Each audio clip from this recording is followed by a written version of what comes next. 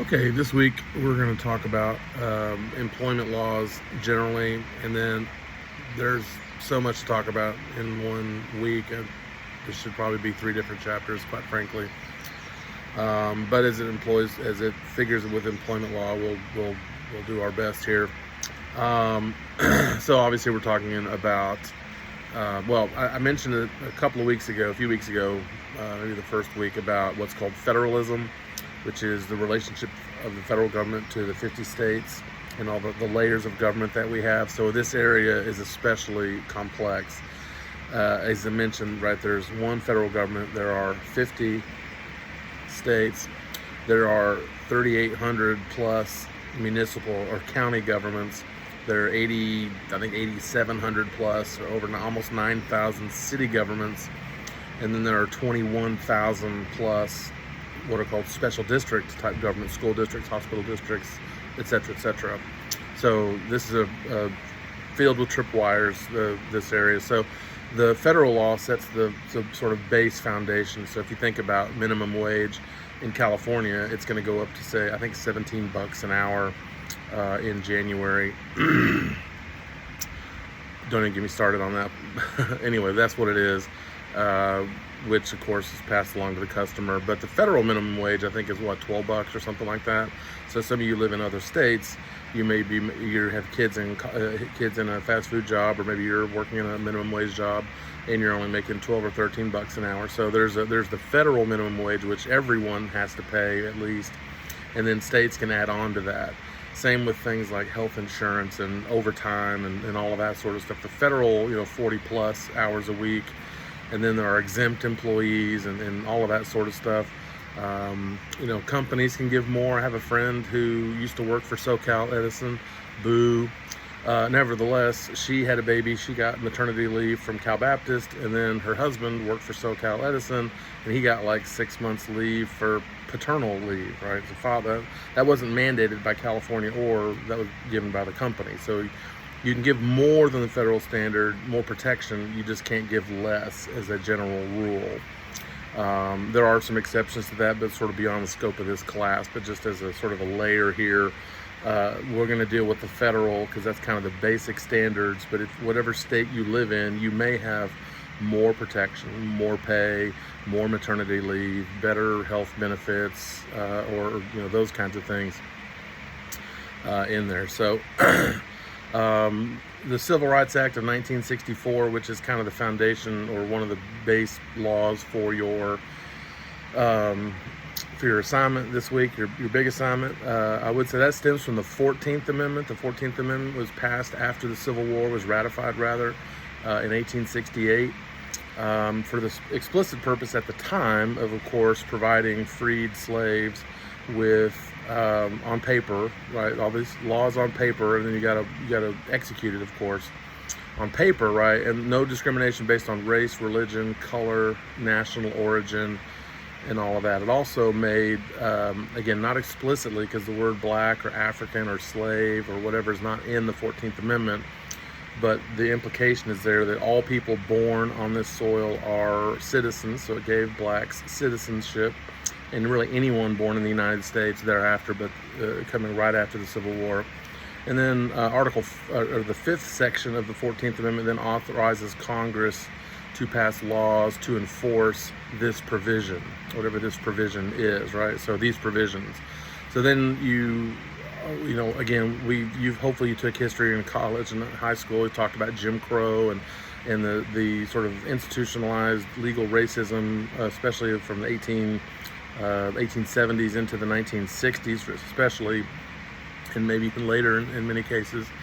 And so the federal government in 1964 passed a law called the Civil Rights Act of 1964, which gave some teeth to the 14th Amendment.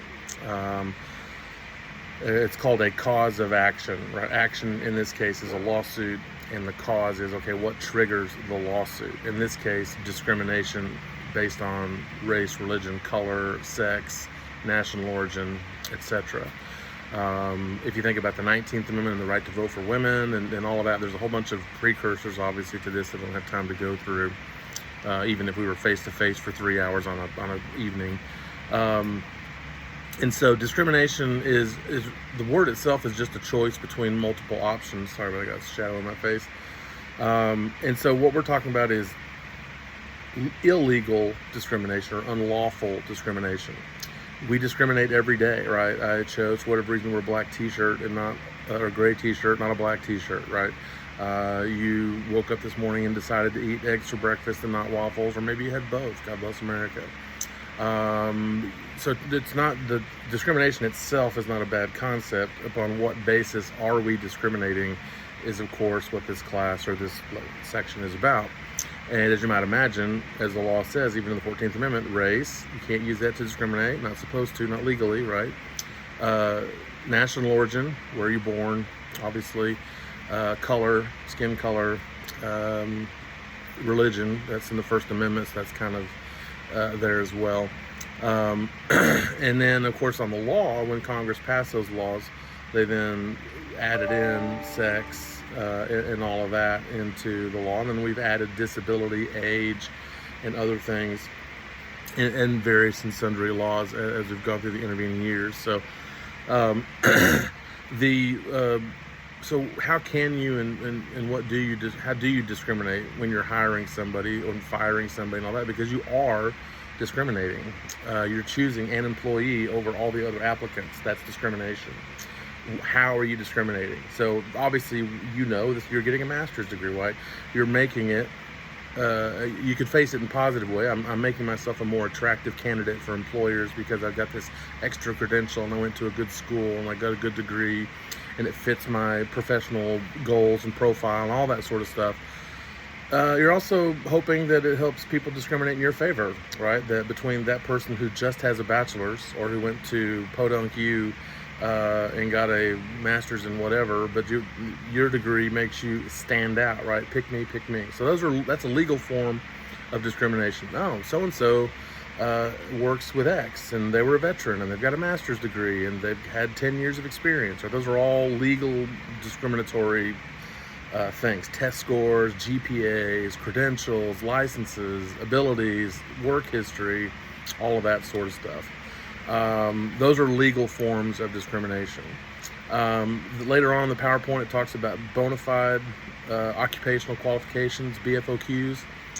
Race, of course, is generally speaking not one of those, right? There are some very rare exceptions to that one, and the Supreme Court just outlawed affirmative action. Affirmative action is a form of racial discrimination. It's framed positively, but nevertheless, it is racial discrimination on its face. It's literally racial discrimination, skin color discrimination. We'll see how that plays out in the education realm. I use the example in class, for example, if there's a terrorist group in Nigeria called Boko Haram, who is an Islamic jihadist, sort of super extreme fundamentalist Islam group in northern Nigeria, and they are specifically against women being educated. Is kind of that's the name, I think, means Western education is evil or something like that.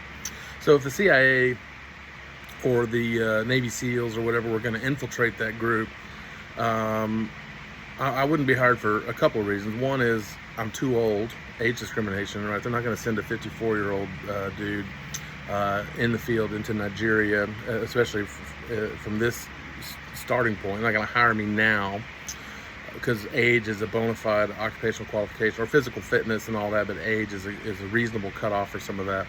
And then the other one is it's a Nigerian group, and they're not going to send a white dude from Southern California with a Texas accent into Nigeria to infiltrate Boko Haram. I don't check any of the boxes, none of the boxes, other than I can say the name correctly. So that's racial discrimination. It's totally reasonable because what's the purpose of the right? Now that's a ridiculous example, which tells you how difficult it would be to legally racially discriminate against anybody, right? So in terms of age discrimination, generally speaking, once you're hired, now, for example, again, like in my field, like the FBI, for example, if any of you want to go to the FBI, if you get till you're 37, right? And once you're 37, don't bother. And that's held up in court, right? Why? Because you got to get through Quantico Academy, you got to get through all the physical training. They want physically fit people, and again, age doesn't necessarily. There are 50-year-olds that are more fit than 20-year-olds, no doubt, especially this video game age. Nevertheless, right, age is a qualification there. Can be. At my age, looking for a job, I would be. It's easy to on the down low to age discriminate because I guess I could shave the beard. That's all the gray hair I have. It's like right here.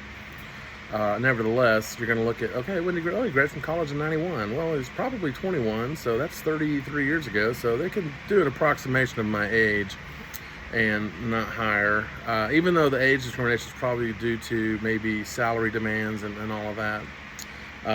In terms of ADA, again, those of you who become managers, the key there is to write down legitimate, and reasonable qualifications of a job. So the reason the ADA came into compliance, and nowadays, when I was looking for a job the first time, even when I was a kid, you would see, and we looked in these things, they were called newspapers, kids, and they had want ads, and the job descriptions would be maybe 3 lines. Need a secretary, a clerk, typing skills, X amount of words per minute, filing, blah, blah, blah. Nowadays, if you look at that same job description, it's like 2 paragraphs, and it's got, must be able to carry 20 pounds, blah, blah. Why? Well, because the secretary or whoever, this low-level, entry-level job, is going to have to carry copier paper from the copy room to the copier. It's going to have to carry and go to Staples and get coffee and office supplies and all that sort of stuff. For the Staples guy delivers, and you still got, and they do why? Well, people would get these jobs and they say, oh, I hurt my back, I can't pick that up. And next thing you know, everybody else is doing the job that everybody had envisioned the clerk to do. So now you put that in the qualifications. If someone's got back problems coming in, right, and they can't do that job, they don't have to be hired for that job. So again, if you think about, obviously, in terms of like, well, again, in my field, especially like being a cop, like you can't come in and have be non-ambulatory and be a cop. You can't obviously be hard of hearing legally or legally blind and be a cop, right? You can't drive a car, can't shoot the gun, can't do what you need to do to be a police officer. So whatever job it is, you think through those things, and those become your bona fide occupational qualifications. Again, bona fide means good faith, right? Trying to think if there's anything else in here that needs explanation that's not real easy. On the discrimination, it talks about expanding the categories of protected classes. That again is goes into the federal thing. So sexual orientation, all the gender stuff, all that sort of thing. It's not a matter of should. That is a discussion to have, and we can have a discussion on the morality of what should or shouldn't be a protected class. But in terms of the law, it's more can they. So for example, right now, there's no federal lawsuit really for firing someone because of their sexual orientation per se. There definitely is in California and in Washington, Oregon, New York, other states. So other states, again, can give more protection and name more classes of people if they wish, but the federal standard is for everybody. The reason is that balance between, okay, all Americans should have X amount of rights, and this isn't any issue, so not even just beyond this issue, but just in general, as a general statement. And then there should be a freedom for states and communities to have sort of their own, now we can argue and debate about what those things should be different and all of that, but that's the general reason why, is that it's okay if it's a little bit different in California than it is in Utah, than it is in Florida, than it is in New York, than it is in Illinois, et cetera, et cetera. And that's kind of the basic reason for federalism, is that you can, and the freedom of mobility, live amongst people who vote like you, think like you, believe like you, and all that sort of stuff. But then we also need to have the same basic civil rights and civil liberties as well. And of course, as you might imagine, we don't all agree on the content of those rights and liberties, but that's the general concept, right? We all want to eat dinner. We can't always agree on what we want to have for dinner, but we all agree on the basic principle, right? We're hungry, we need dinner. I realize that's a silly analogy, but the analogy still holds, I think, in that. The EEOC, Equal Employment Opportunity Commission, the federal government will also take these lawsuits on your behalf. So people can hire lawyers, but they don't have to. The EEOC, the federal agency, will do the investigations on people's behalf, because lawyers, of course, can be expensive up front. Anyway, that's all I could fit into like 15 minutes. I don't want to try your patience on watching too many videos. And anyway, if you have any questions, obviously you can put them in the discussion board, and I'll be glad to deal with those there. Thank you.